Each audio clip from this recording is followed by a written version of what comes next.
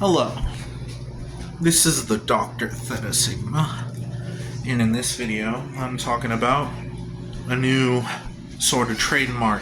Not exactly a business trademark, but a kind of new and old and different algorithm for how you view social class in the dominance and hierarchical perspective. Now, traditionally, it's seen through hierarchical and holocratic lens, not only in business, but in families and in government, which relates to the social value. The societal value relates to the governmental, and it all connects. It's because we treat it more like a triviality or a game, right? But there is a more different way of thinking, alternative approach, which is like focusing the chronovertex on not seeing it so impounded in reality, not so distant, but seeing it through a lens that isn't technically holistic, but it gathers holistic views in a more, not lessened, but it seems like it's lessened. It's kind of like staring at something that doesn't have enough value to you, but it's not lessening the value. It's like making the walls thinner, but also having its direct gravity to it. It's kind of like not detaching. The whole scope of perspective changes without attaching or reattaching or adapting meanings change. So if we consult the direct approach of beta, alpha, omega, delta, epsilon, all that stuff gives a different view where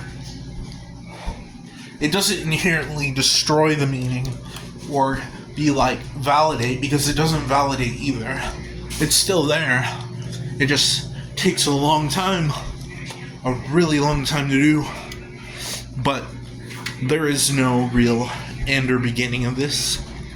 It's just a value that is still being figured out. And there's a lot to it, because it can be treated directly sort of the same, and it has to integrate with our already traditional dominance perspective system together, because we can't totally not get rid of our system, because we already have the system we're talking about. The chronovertex is already here, technically. It's just we're not seeing it that way, so we're prevailing the illusion of hierarchical structure when we're entirely rural and totally upside down or upside up. But flipping the hierarchy is not the only answer. It's not. There is not an exact answer to what you do in a system like this. But the only thing I got to do right now is talk through this and talk about chronovertex in the most slowest way I can do it. I don't know how though. I'm doing it now. This 4 minutes felt like a really long 4 minutes. But don't ever feel like you're running out of time, because there's plenty of time ahead. Plenty. Unless you don't focus enough, then lose focus and lose inherent value with stuff that's all around. You have to really care more, and if you don't care enough, you have to care even more. But don't pretend to care. Actually care. I'm not telling you what to do, because in this hierarchical structure, I'm but a beta.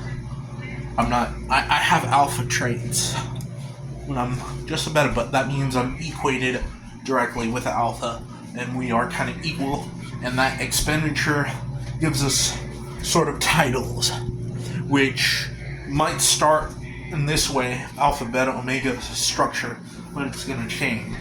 They're not direct things that we are, they're just titles that help us, like horoscopes or INFP, personality types.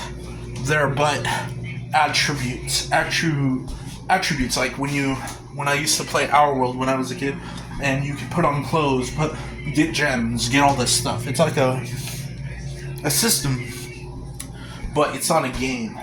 It's more like it's not even trivial. It's something else. Like seeing through something. Seeing its inherent value. Just by looking at it.